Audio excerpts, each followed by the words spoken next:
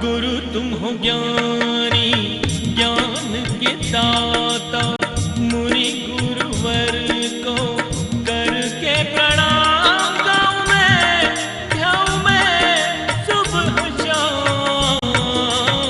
पुलक सागर एक नाम। बड़े होके भी मुझे अफसोस नहीं, क्योंकि पिता ही तो गए हैं, माँ ने तो 52 साल साथ दिया है ना, किस बात का दुख है, ध्यान रखिए। ऐसे कैसे वो लोग होंगे, वरना ऐसे भी लोग इस धरती पर हैं जिनके माँ बाप दोनों नहीं हुआ करते हैं, ध्यान रखिए। सुख खोजो, अभी ताई को मैंने बताया था ना कि अपने दुख को छोटा करने का प्रयास करो। आदमी दुख को बड़ा करता है, इतना बड़ा करता है कि मुझसे ज्यादा दुखी संसार में कोई नहीं है। मैं पुलक सागर कहता हूं, तुमसे भी बड़े दुखी इस संसार में, ध्यान रखना। कौन सुखी है? राम के जीवन में क्या सुख था, कृष्ण के जीवन में क्या सुख था, महावीर के जीवन में क्या सुख था, विचार करिए। हमें हंसते चेहरे चार मिले,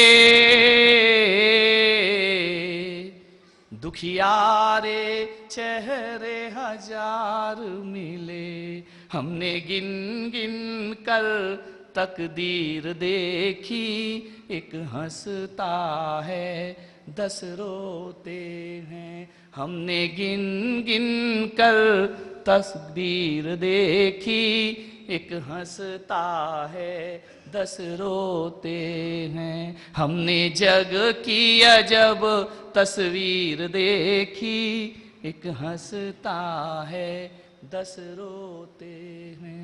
कुछ बोल प्रभु ये क्या माया, कुछ बोल प्रभु ये क्या माया। तेरा खेल समझ में ना आया, तेरा खेल समझ में ना आया। हमने देखे महल और कुटीर देखी, एक हंसता है 10 रोते हैं। एक हंसता है 10 रोते। कौन हंसता है? जो बस कहने की कला जानता है।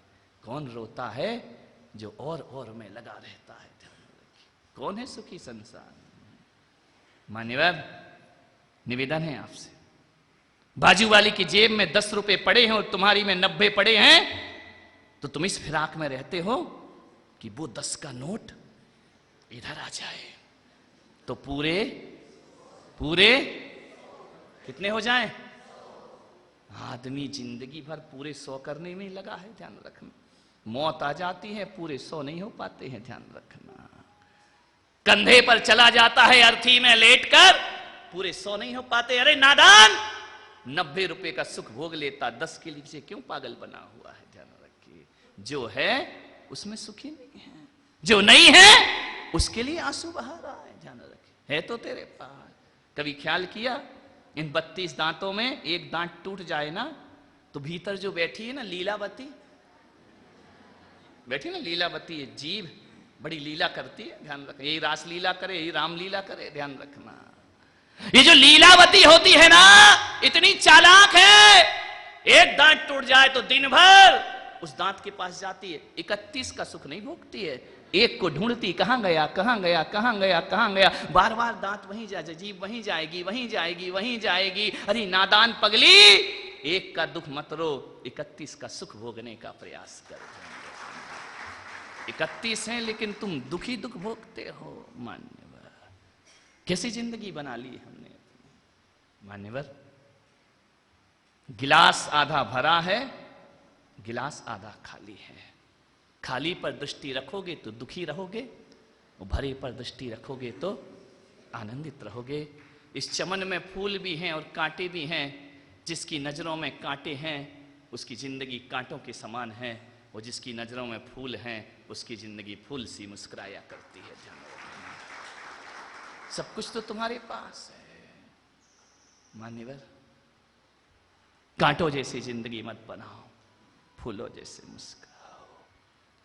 क्या नहीं है तुम्हारे पास? एक बहुत सूफी संत हुआ, शेख सादी, सूफी संत था, उसका एक पैर नहीं था, लंगड़ा था, बैसाखियों से चलता था, बैसाखियों से चलते जा रहा है और क्या देखता है वो? ऊपर परवरदिगार को बड़ी दुआएं दे रहा है, या अल्लाह या परवरदिगार तेरा लाख लाख शुक्र है। नाच रहा है, झूम रहा है बैसाखियों पर, बड़े आनंदित है। एक आदमी श्री रामपुर का पहुंच गया। बोले पागल इतना खुश क्यों हो रहा है? बोले मेरे जीवन से बड़ा आनंद किसी के पास नहीं। बोले पागल कभी देखा है? बोले क्या? एक पैर नहीं है तेरा, भगवान की इतनी कृपा है तो एक पैर क्यों नहीं दिया तुझे? यदि अल्लाह की इतनी कृपा है तो एक पैर और क्यों नहीं दिया? वो तो और बैसाखी फेर के एक पैर से नाचने लगा।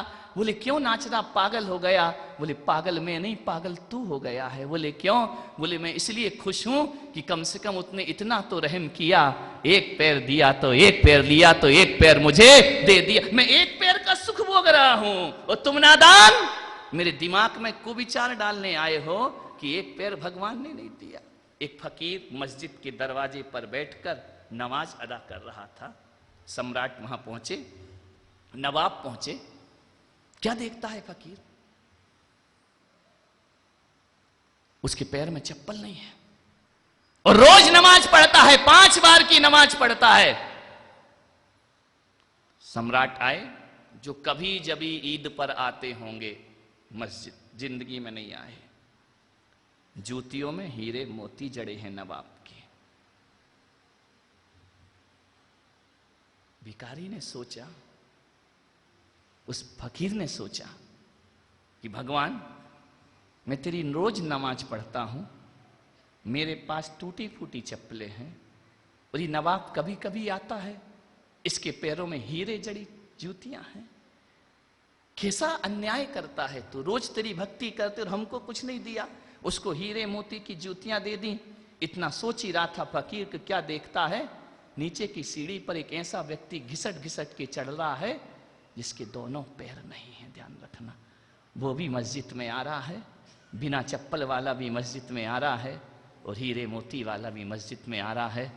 मान्यवर, जब उस फकीर ने देखा तो उसने कहा, वाह रे परवरदिगार, तेरा कितना रहम करम है, तूने मुझे चप्पल ही तो नहीं दी है, वरना दुनिया में ऐसे भी लोग हैं जिनको पैर नहीं मिला करते हैं, जिनको पांव नहीं मिला करते हैं। मैं तुझे धन्यवाद देता हूं। अभी अभी शिकायत से भर रहा था, अब आनंद से भर गया। क्यों? अभी अभाव पर दृष्टि थी और अब सद्भाव पर दृष्टि हो गई है। सद्भाव पर दृष्टि रखो, जीवन में खुशियां ही खुशियां हैं, आनंद ही आनंद है। लेकिन आदमी वो देखता है, उसके लिए रोता है जो उसके पास नहीं हुआ करता है। जो है उसका आनंद लेने का प्रयास करिए, जीवन में बहुत सुकून मिलेगा, बहुत आनंद मिलेगा। ये दुनिया है, बाजार से आते हो, ये खरीद लें, वो खरीद लें। ये महिलाएं जहां जाएं वहां शॉपिंग करती हैं। ध्यान रखिए, बंबई जाएं तो शॉपिंग करें, दिल्ली जाएं तो शॉपिंग करें, विदेश जाएं तो शॉपिंग करें। बाहरी महिलाओं और छोटे से गांव में भी चली जाएं तो वहां भी शॉपिंग जरूर करेंगी। मैं आपसे कह रहा हूं, कितना कितना कितना बटोरोगे अपने जीवन में। मैं आपसे निवेदन कर रहा हूं,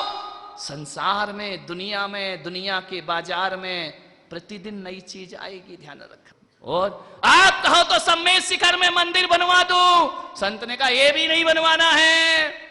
तो फिर क्या करूं? आप बोलो क्या करना है? क्या करना है? कहीं चंदा चिट्ठा देना हो, भंडारा करना हो, मैं सब कुछ कर सकता हूं, मेरे पास पैसा है। श्रेष्ठ संत जी आदेश करिए। संत ने कहा, ना मुझे भंडारा करवाना, ना मंदिर बनवाना, ना धर्मशाला बनवाना है, बस एक काम करना, एक काम करना है, तेरी 7 पीढ़ियां सुखी हो जाएंगी। बोले जल्दी बताओ महाराज, मेरी सांसें ऊपर नीचे हो रही हैं, जल्दी बताओ। मैं कितना भटका, यहां गया वहां गया, कहीं समाधान नहीं मिला, जल्दी से बताओ। 10 बज गए हैं, श्रावक को घर जाना है, जल्दी बताइए क्या क्या करना है मुझे। संत ने कहा, एक काम कर, तेरे गांव के बाहर, श्री रामपुर के बाहर। बोले हाँ। बोले एक झोपड़ी है? बोले है। बोले उसमें एक बुढ़िया रहती है? बोले रहती है। बोले आज जाना, और आज प्रवचन मेरा आखिरी है, इसलिए जाना, एक थाली भोजन बुढ़िया को दे देना।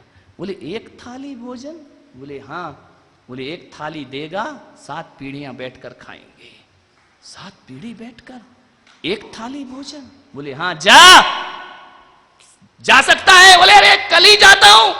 सुबह सुबह उठा, नहाया धोया और स्नान किया, सोने की थाली में भोजन रख के बुढ़िया के पास चला।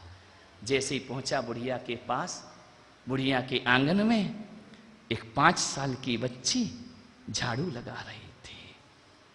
सेठ ने कहा, बेटा अम्मा कहाँ है? बोले, कौन है आप? बोले, मुझे नहीं जानती, मैं नगर सेठ, इस दुनिया, इस श्री रामपुर का सबसे बड़ा सेठ हूं मैं। अच्छा। बच्ची ने कहा, बैठ जाओ, यहीं बैठ जाओ, यहाँ सोफा वोफा थोड़ी मिलेगा हमारी झोपड़ी में, बैठ जाओ यहीं। बोले, बेटा अम्मा को बुला। बोले, अम्मा नहीं आ सकती। बोले, क्यों? अम्मा भगवान का भजन कर रही है, पूजन कर रही है। तो बोले, जाओ बोलना नगर सेठ आए। अरे बोले, नगर सेठ छोड़ो, यदि राष्ट्रपति भी आ जाए ना तो मेरी अम्मा पूजा छोड़ के बाहर नहीं आती है। प्रधानमंत्री मोदी जी भी आ जाए तो उनको भी वेट करना पड़ेगा। सेठ जी, हमारी ये झोपड़ी है, तुम्हारा महल नहीं है, ध्यान रखना, इंतजार करो। सेठ ने कहा, यार अच्छे अच्छे मेरे घर पे इंतजार करते हैं, आज मुझे इस बुढ़िया क्या महाराज ने कहां फंसा दिया मुझे। बुढ़ी कह रही, बैठे रहो बैठे रहो। 1 घंटा हुआ, 2 घंटा हुआ, सेठ ने कहा, बेटा अब बुला दे, कब तक पूजा चलेगी? बोले, मेरी अम्मा घड़ी देख के पूजा नहीं करती है, वो तो भगवान के भजन में बैठी है। सेठ जी, अरे बेटा जल्दी बुला दे, देख मुझे दुकान जाना है, वैसे ही घाटा लग रहा है, तीसरी पीढ़ी का क्या होगा, मेरे पास इतना टाइम नहीं है, दुकान जाना है। बोले, जाना है तो चले जाओ, मेरी अम्मा को मैं डिस्टर्ब नहीं कर सकती, वो तो भगवान का भजन। और मालूम है सेठ जी, कभी कभी तो मेरी अम्मा 3-3 दिन भजन से नहीं उठती है। अरे उसने कहा, ये क्या कर दिया महाराज तुमने, आसमान से गिरा खजूर पे लटका दिया। अम्मा 3 दिन नहीं उठेगी तो मेरा क्या होगा? अभी तो सोच रहा था बच्चे के बच्चों का क्या होगा, अब सोच रहा है मेरा। 12 बज गए। सेठ ने कहा, बेटा इतना तो मैं वेट नहीं कर सकता, क्या कहना चाहते हो सेठ जी? बोले, सोने की थाली में भोजन लाया हूं, ये अपनी अम्मा को दे देना। बच्ची ने कहा, सेठ जी ये भोजन वापस ले जाओ, हमको तुम्हारा भोजन नहीं चाहिए। सेठ को लगा, इतनी सी बच्ची मेरे यहाँ लेने के लिए लाइन लगी रहती है, और ये कह रही हमको तुम्हारा भोजन क्यों नहीं चाहिए बेटा? हमारे यहाँ एक ब्राह्मण केले के पत्ते में दही चावल दे गया है। अरे बेटा फेंकना, देख मैं सोने की थाली में 56 भोग लाया हूँ, कहाँ केले के पत्ते में दही चावल खा रही। उसने कहा, मेरी अम्मा ने सिखाया है कि एक बार भोजन आ जाए तो दोबारा किसी का भोजन स्वीकार नहीं करना, हमारे यहाँ भोजन आ चुका है। सेठ ने कहा, बेटी ये वाला खा। बोले, नहीं नहीं, जो एक बार आ गया हम वही स्वीकार करते हैं, ले जाओ अपना भोजन। सेठ के अहंकार को धक्का लगा। ध्यान रखना, ये फकीरों का दरबार है, या अमीरों की बादशाहत नहीं चला करती है, ध्यान रखना, सोचना है आपको। हो गए अमीर अपने घर के, ये संत का दरबार है। सेठ ने कहा, बेटा एक बात बोलूं? बोले, हाँ। ये भोजन रख ले, ये पकवान है, कल खा लेना, रख ले, कल कोई नहीं आया, कल खा लेना। लड़की ने कहा, सेठ जी मेरी अम्मा ने कहा है हम कल की चिंता नहीं करते, आज आ गया ना भोजन, हम कल की चिंता। बेटा बोले, यदि कल किसी ने नहीं दिया तो?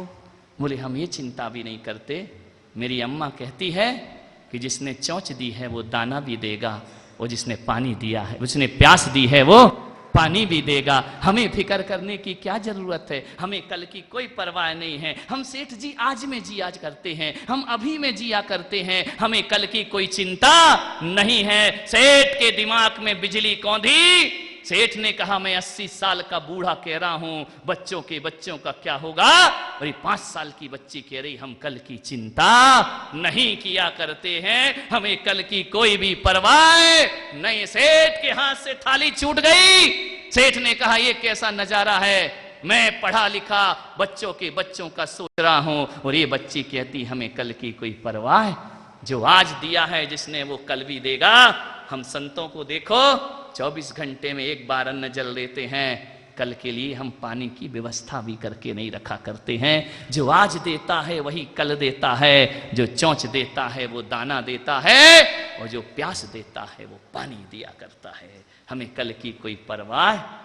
सेठ के हाथ से थाली छूटी, सेठ ने कहा, मैं कैसा पागल हो गया था, मैं बच्चों का सोच रहा हूं। मान्यवर, मेरे प्रवचन का सेठ तो सुधर गया, तुम श्री रामपुर के सेठ कब सुधरोगे? किस फिक्र में लगे हो, इनका क्या होगा, उनका क्या होगा? मान्यवर, एक ही निवेदन आपसे करता हूं, नादान आदमी हथेली में मुकद्दर तलाश करता है। कितना नादान है आदमी, हथेली में मुकद्दर तलाश करता है। प्यास बुझती है 2 बूंद पानी से, हवस इतनी है कि समुंदर तलाश करता है। ध्यान रखना, 2 बूंद पानी से भी प्यास बुझ जाया करती है। मान्यवर, इतना ही आपसे आग्रह है, जिंदगी को समझो। कोई कहता है सोने के महल बनवाएंगे, और कोई कहता है हम शहंशाह बन जाएंगे, मगर ये ना समझा जीवन की क्या औकात है। 4 दिन की चांदनी और फिर अंधेरी रात है। जिंदगी उसी का नाम हुआ करता है। जो है उसमें सुखी रहो। स्थानक में मैं 3 दिन के प्रवचन हुए, आत्मीयता बढ़ी, और जो माहौल यहाँ पर देखा, मुझे लगा कि जरूर यहाँ प्रबुद्ध श्रोता तो हैं। कितनी भी देर बोलो, आप बैठे ही रहते हैं, घर नहीं जाते हैं, या तो कोई काम नहीं है, या फिर राम से प्यार हो गया है, प्रभु से प्यार हो गया है। जब प्रभु से प्यार होता है ना, तो ऐसे ही मीरा महलों से निकल के सड़कों पर आ जाया करती है। मैंने 3 दिन जो भी तुम्हें दिया है उसे संभाल करके रखना। और एक बात कहता हूं श्री रामपुर वालों, मैं अभी श्री रामपुर से नहीं जा रहा हूं, कोई विदाई समारोह मत समझना, अभी नहीं जा रहा हूं, अभी कहां से जाऊंगा। और मैं तो कहता हूं, यदि तुमने दिल में बिठा लिया तो मैं कभी नहीं जा रहा हूं जाने वाला। लेकिन आज जो भेद की रेखा टूटी है, मंदिर और स्थानक की, मूर्ति और पूजा की, एक बात याद रखना, घंटे भर की पूजा पाठ में 23 घंटे बर्बाद मत करिए। अपने ध्यान रखिए, जीवन को आनंद से जीने का प्रयास करें। आप सबने सुना, अनुग्रहित हूं। जय महावीर। प्रसारण पुण्यार्जक परिवार जिन शरणम तीर्थ धाम के परम संरक्षक संघपति श्री प्रदीप मामा, प्रतिभा मामी, भोपाल। गुरु तुम हो ज्ञानी, ज्ञान के दाता, मुनि गुरुवर को करके प्रणाम। गाऊं मैं, ध्याऊं मैं सुबह शाम, तुलक सा